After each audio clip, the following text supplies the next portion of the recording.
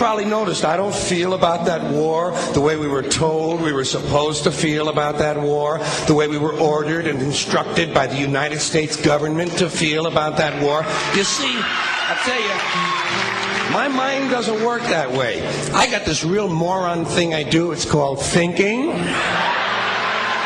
And I'm not a very good American because I like to form my own opinions. I don't just roll over when I'm told to. Sad to say, most Americans just roll over on command. Not me. I have certain rules I live by. My first rule, I don't believe anything the government tells me. Nothing. Zero. Nope.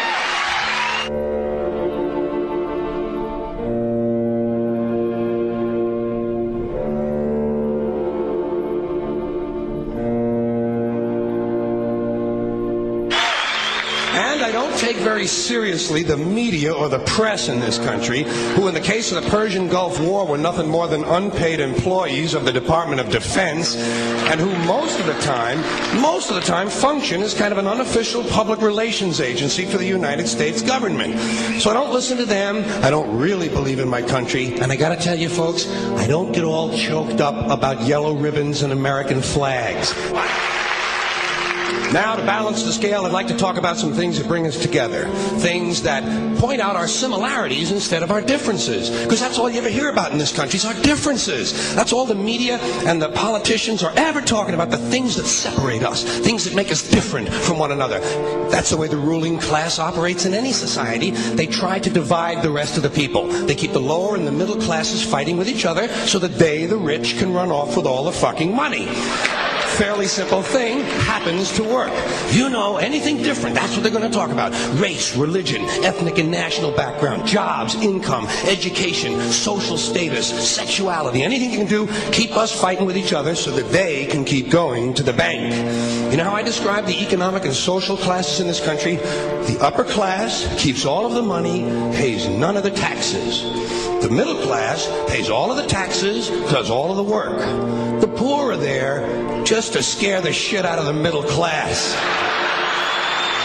Keep them showing up at those jobs.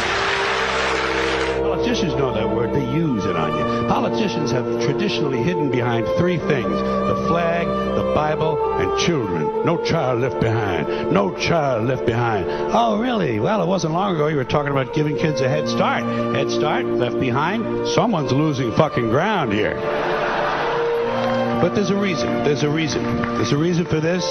There's a reason education sucks, and it's the same reason that it will never, ever, ever be fixed. It's never going to get any better. Don't look for it. Be happy with what you got.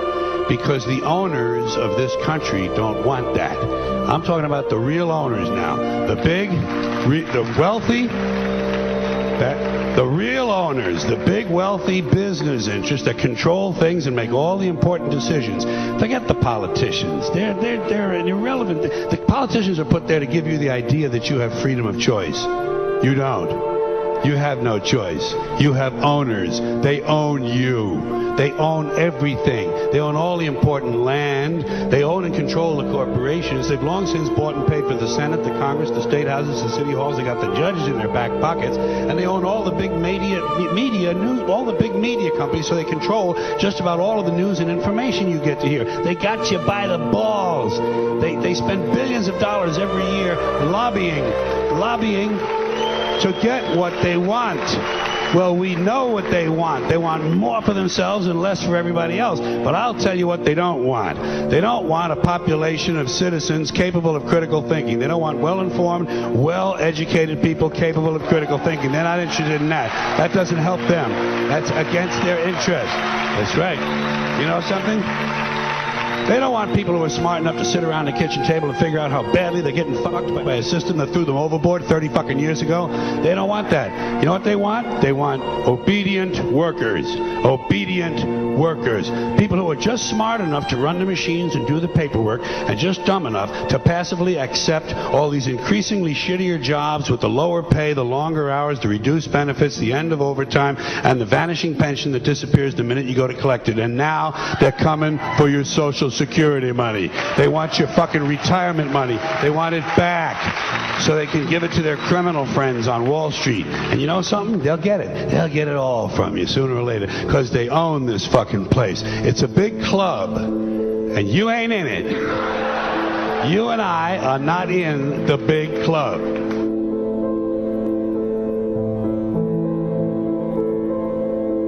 The greatest form of control is where you think you're free when you're being fundamentally manipulated and dictated to. One form of dictatorship is being in a prison cell and you can see the bars and touch them. The other one is sitting in a prison cell but you can't see the bar, you think you're free. What the human race is suffering from is mass hypnosis. We are being hypnotized by people like this. Newsreaders, politicians, teachers, lecturers. We are in a country and in a world that is being run by unbelievably sick people. The chasm between what we're told is going on and what is really going on is absolutely enormous.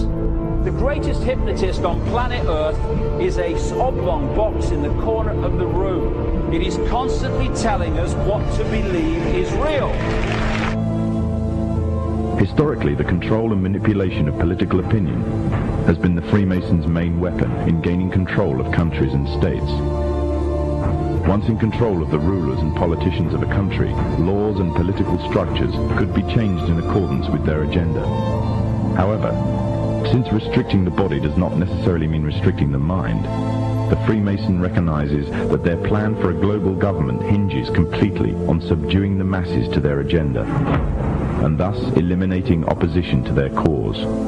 And the greatest threat to their plan, posing more danger than any army or law, is the threat of a free-thinking mind. In order to eliminate this threat and to achieve their objective, the Masons have set about the boldest plan ever devised: the complete control of every aspect of human life, your life. And the weapons they are using against you are in your very homes, entertaining you and your children, and gradually indoctrinating you without you even realizing.